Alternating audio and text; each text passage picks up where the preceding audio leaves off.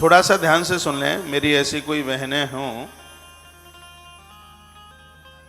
हाल ही उनकी शादी हुई है और संतान को जन्म देने से पूर्व यदि है पयोव्रत कर लिया जावे, संतान को जन्म देने के बाद भी यदि माताएं ये पयोव्रत करती हैं, इससे बच्चों की दीर्घायु होती है, लंबी आयु होती है।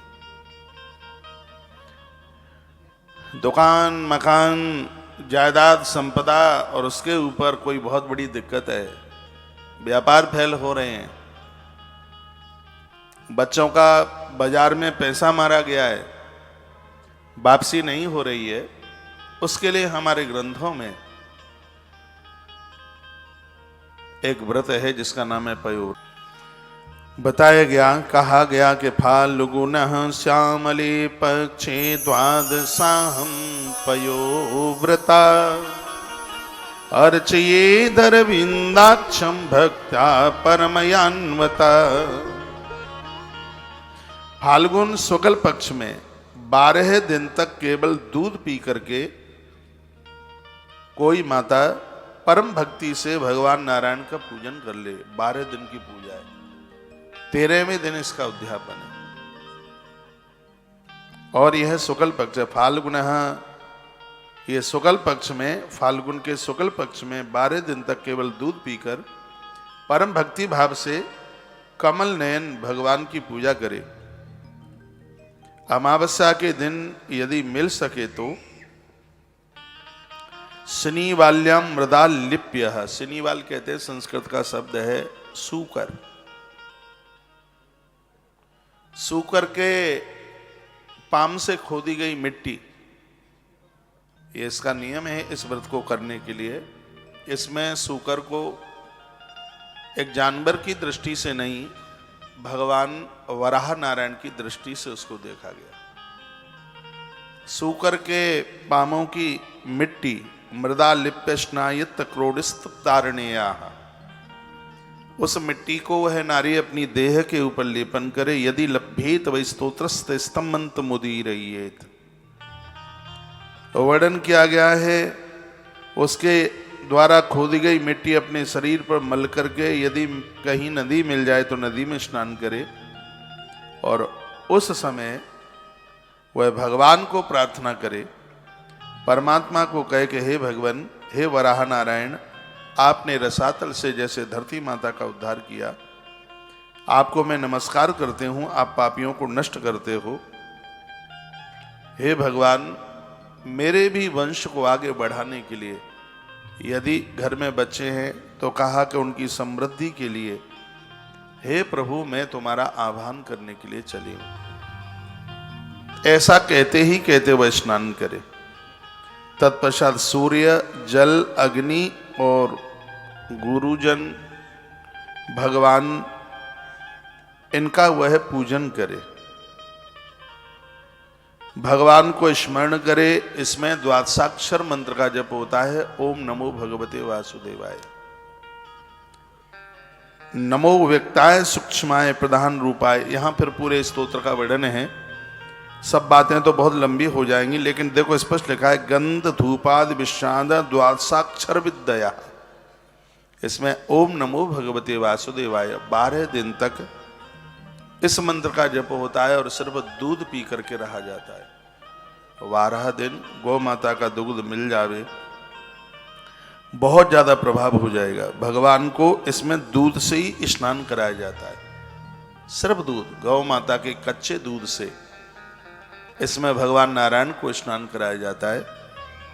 उसके बाद उन्हें वस्त्र पहनाए जाते हैं, आभूषण, पाद्य, आचमन, गंध, धूप आदि के द्वारा फिर द्वादश मंत्र ओम नमो भगवते वासुदेवाय यही पढ़ते पढ़ते उनके ऊपर फूल चढ़ाए जाते हैं। यदि सामर्थ्य हो तो आप दूध में पकाए हुए तथा घी और गुड़ मिले हुए साली के चावल, समा की खीर इसमें बड़ी प्रभावी है। समा की खीर बना करके नैवेद्य यानी उनका भोग लगाएं और उसी का द्वादशाक्षर मंत्र से हवन कर दें। उसका ओम नमो भगवते वासुदेवाय इस मंत्र से हवन करें। उस नैवेद्य को भगवान के भक्तों में कुछ बच जाए बांटें और पति और पत्नी, समा का चावल है, पति और पत्नी अन्न तो नहीं खा सकते, इसमें प्रसाद रूप में थोड़ा किंचित मात्र वह पति और पत्नी दोनों ले सकते हैं। आचमन और पूजा के बाद भगवान को इस पूजा में तांबूल जरूर चढ़ाया जाता है, पान भगवान को चढ़ाया जाता है। 108 बार रोजाना यानी एक माला ओम नमो भगवते वासुदेवाय इस मंत्र की जपी जाती है। स्तुतियाँ की जाती हैं, गोपाल सहस्रनाम का पाठ किया जाता है। भगवान की परिक्रमा करके बड़े प्रेम और आनंद से भूमि पर लेट करके पुरुष लोग दंडवती परिक्रमा और माताएं 5 अंग धरती पर लगा करके भगवान को प्रणाम करें। दोनों घुटने, दोनों कोहनी, मस्तिष्क, ये 5 अंग। पुरुष लंबा होकर के लेट करके प्रणाम करें। निर्माल्य भगवान के ऊपर फूल इत्यादि चढ़ाए हैं, उनको उतार करके माथे पर लगाया जाता है। उसको निर्माल्य को सिर से लगाकर एक तरफ रख दें। कम से कम इसमें 2 ब्राह्मणों को रोजाना भोजन कराया जाता है, नित्य 12 दिन तक यथोचित रीति से उनको भोजन करावे, मीठा भोजन करावे। लिखा है 2 ब्राह्मणा भोजियत विप्राय श्रेणी यथोचितम, 2 ब्राह्मणों को भोजन कराया जावे। दक्षिणा आदि उनको सत्कार करे। इसके बाद उनसे आज्ञा लेकर अपने इष्ट मित्रों के साथ बचे हुए अन्न को 13वें दिन खुद खावे। 13वें दिन भगवान को पंचामृत से स्नान कराया जाता है। याद रखिया जाए कि इसमें पूरा 13 के 13 दिन इसमें यज्ञ होता है। इस पूरे अनुष्ठान में ब्रह्मचर्य का पालन, जमीन में सोना और प्रातःकाल भोर में जल्दी जगना, पवित्रता का ध्यान रखना। जिनके यहाँ सूतक पातक हुआ है उनके यहाँ न जाना, घर के बाहर का जल भी नहीं पीना। ये इस अनुष्ठान में इन बातों का विशेष ध्यान रखा जाता है। पयो भक्षो व्रतमिदम चरेद विष्णु वर्चनाद्रतः, जो हवन के लिए जो खीर बनाई है आपने, उस दूध में भगवान की पूजा में आदर बुद्धि रखते हुए केवल पयोव्रती रह करके, खाली दूध रह करके आप इसको, इसमें लास्ट के एक श्लोक में लिख दिया है कि उस खीर को आप लास्ट वाले दिन भी 13वें दिन ले सकते हैं हवन यज्ञ करके, और 12 दिन सिर्फ पयोव्रती रहकर, पयो भक्षो व्रतमदम चरेद विष्णु वर्चनान करता है, सिर्फ दूध पी करके, दूध के अलावा और कुछ नहीं लिया गया है, तो यह व्रत और ज्यादा प्रभावी हो जाता है। पूर्ववत प्रतिदिन हवन और ब्राह्मण भोजन कराना ही चाहिए। इस प्रकार पयोव्रती रहकर 12 दिन तक प्रतिदिन भगवान की आराधना, यज्ञ और पूजा और ब्राह्मण भोजन, ये इसमें विशेष है।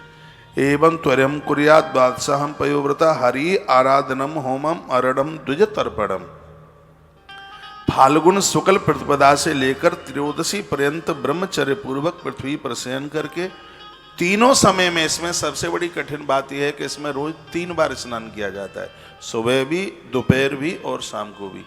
बाथरूम गए हैं, उसमें हाथ पांव मुंह धो करके शुद्धि है, लेकिन यदि शयन झपकी लग गई है, नींद आ गई है, तो तत्काल उसमें स्नान करने की जरूरत पड़ेगी। इसलिए 3 बार स्नान की बात इस व्रत में कही गई है। इसमें कुछ नियमों का वर्णन किया है। वर्जियेद सदालापम भोगान नाक्षातायस तथा, यानी झूठ न बोलें, पापियों से बात न करें, पाप की बात न करें, छोटे बड़े सब प्रकार के भोगों का त्याग कर दें। तो पयो व्रत से बड़ा व्रत नहीं। संतान जन्म देने के लिए इस ग्रंथ में वर्णन है, बढ़िया संतान को जन्म देने के लिए पयो व्रत से बड़ा कोई दूसरा व्रत है ही नहीं। ऐसा भगवान शुभदेव राजा परीक्षित को ये बोले हैं। और भगवान वेदव्यास ने बात लिखी है, वर्ये दस आलापम भोगानुवाद शाम तथा ऐश्रम सर्वभूतानाम वासुदेव प्रायण, यानी इसका अर्थ है झूठ न बोलें, पापी व्यक्ति से बात न करें, शराबी लोग छू भी न पाएं, जुआरी लोग, स्त्री लंपट लोग, ऐसे लोगों से बचें, पाप की बात न करें, छोटे बड़े सभी प्रकार के भोगों का त्याग कर दें, बाजार में खरीदारी करने को न जाएं, किसी के अगर सूतक पातक हुआ है उसके यहाँ बैठने के लिए न जाएं, बाहर का कुछ भी खाएं पिए नहीं, किसी भी प्राणी को किसी भी प्रकार का कष्ट ना पहुँचाएं, और मौन रह करके यह व्रत किया जावे तो व्यक्ति क्रोध से बच जाएगा। नहीं तो यदि इस व्रत में किसी से झगड़ा हो गया, किसी से कलह हो गया, तो व्रत के परिणाम तत्काल अपने आप में विपरीत हो जाएंगे। इसलिए मौन रह करके व्रत कर लिया जावे। भगवान की आराधना में लग कर यदि किसी ने 12 दिन का यह व्रत कर लिया है, स्वयं नारायण ही किसी न किसी रूप में उस नारी के घर में आकर के प्रकट होते हैं। त्रयोदशी के दिन विधि जानने वाले ब्राह्मण को बुलाया जाए। शास्त्रोक्त विधि से भगवान विष्णु को पंचामृत स्नान करा करके वो महा नारायण अभिषेक कराए, विष्णु सहस्रनाम का पूरा पाठ सुनाए। 13वें दिन किसी जानकार विद्वान ब्राह्मण को बुलाया जावे, वो विष्णु सहस्रनाम के पाठ से पुरुषोक्त के द्वारा भगवान नारायण को स्नान करावे। इसमें लक्ष्मी नारायण की पूजा नहीं है, इसमें नारायण की पूजा है, भगवान विष्णु की पूजा है इसमें।